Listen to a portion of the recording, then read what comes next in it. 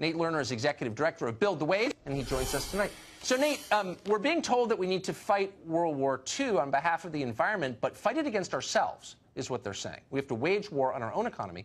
Why wouldn't we be turning this effort outward toward the world's biggest polluter, China, and forcing them to clean up the globe? Why aren't we doing that? Yeah, that's a really fair question, but how can we ask China to step up to the plate if we're not doing it ourselves? Ocasio-Cortez, for example, is in no position to demand that of China when our own government refuses to invest the funds and resources that we need to into changing our energy infrastructure. So we need to start leading the way on this. We need to start showing that this is something that can work and create jobs and strengthen the economy, then ask them to join us. Okay, well, I get it. I mean, I've heard that argument's, I mean, that's been the kind of way that the left evades the question for the past 25 years. But the new numbers show... Well, it's not really an answer because China emits double the CO2 more than the United States does. In fact, if you combine 3 or 4 times the size of us. Oh, okay, but you're making excuses for them. We're talking about the future of the Earth here. We could be gone in 12 years. This is an existential crisis. I'm taking the rhetoric of the left seriously, but they're not taking their own rhetoric seriously, because if they did, they would assign actual blame to the world's actual largest polluter, and that's China. But instead they make excuses like, well, China just needs inspiration from our moral leadership. No, why don't we say to China, this is a war. You're the enemy because you are destroying the protective ozone layer that protects the planet, and we're going to force you to change your ways. Why don't we do that? All right, there's a lot of things to unpack there. Let's start with the rhetoric. This is not rhetoric that the world will end in 12 years. What Ocasio-Cortez was referencing was the UN Panel on Climate Change's report that came out recently that said if global energy infrastructure does not dramatically change in the next 12 years, it will be too late. So if we don't drastically change the way we produce energy, we're in 12 years from now. Right. Well, no, it's not the same really, point. No, but it's really, the point that you're making is it's really serious. And it's very serious. I don't know if that's known or not, actually. But I'm assuming that you're right.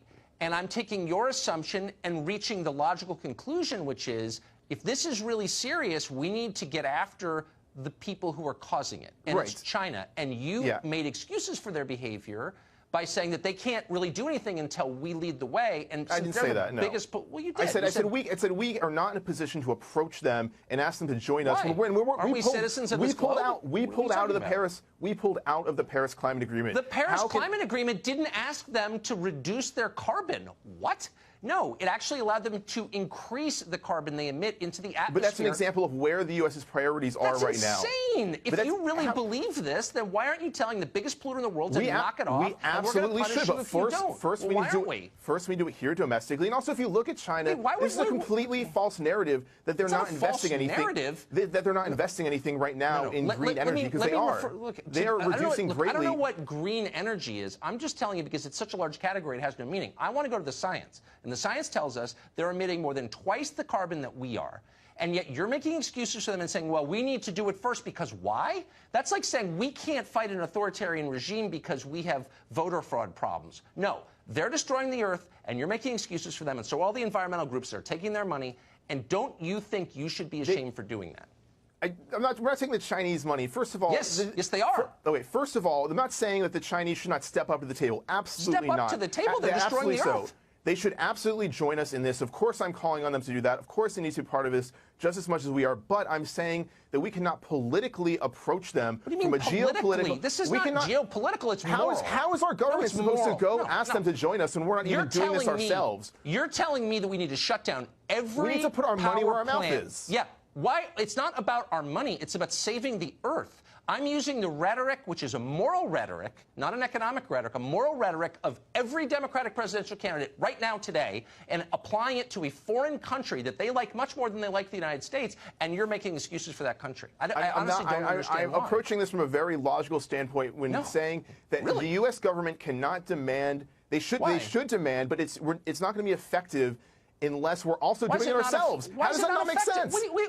You can't tell someone to join you in a fight if you're not fighting that fight yourself. Really? Okay. You say, go fight climate change. We'll do it too. Don't worry about it. We need to show them we are invested in this. You're missing it. I don't think you're updated on the numbers. They're polluting twice as much as we are. They're the world's biggest polluter by a factor of 100%.